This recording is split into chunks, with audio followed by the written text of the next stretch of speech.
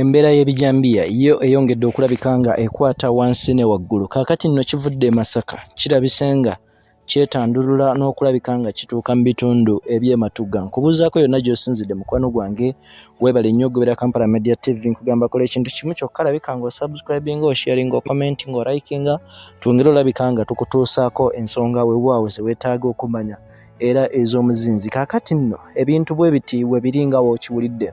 Wakati nga Masaka Rengo Greater Masaka eyongera okulabika nga ewunye evvumbe, wakati y'abano abantu abatta nga bakozesa ebijambiya, njagala okutegeezaako amawulire ge tufuna kati galaga nga ate kino kisobodde okutandulula ebigere ne kidda ne mu bitundu by'e Matuuga.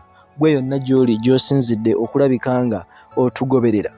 Kaakati nno guno gusobolera ddala okufuuka omuze oba kisobolera ddala okufuuka enkola wakati mu bannansi oba oliawo abantu okweyambisa akakisa k'ebijambiya nabo okwongera okwetaba mu bikolwa eby'ettemu, ate oba oliawo ekintu ekitaabe kirungi.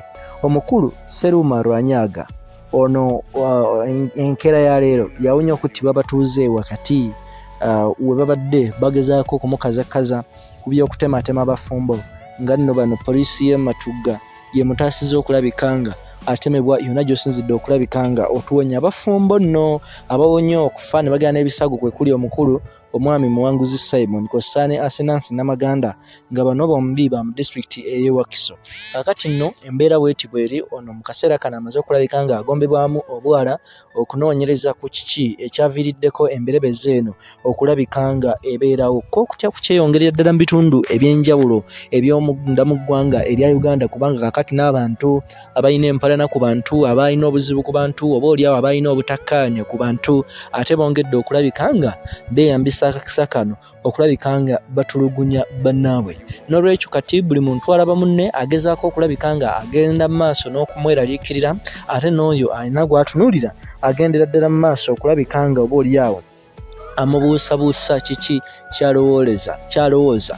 Ebintu ng'okuggala amasinzizo ndowooza bibimu ku bisobola okulabika nga ate oba oliawo biviiriddeko abantu okusiiwuka empisa, oba oliawo n'okuggwamu omutima ogusaasira oba ogulumirirwa muntu munno. N'olwekyo embeera bw'etyo bw'eri, nkugamba kola ekintu kimu, labika nga osubscribinga, osharinga, okommentinga, twongere okulabika nga tukutuusaako ensonga zonna ez'omuzinzi gy'osinzidde gwampuliriza naawe ndaba wano Kampala Media TV.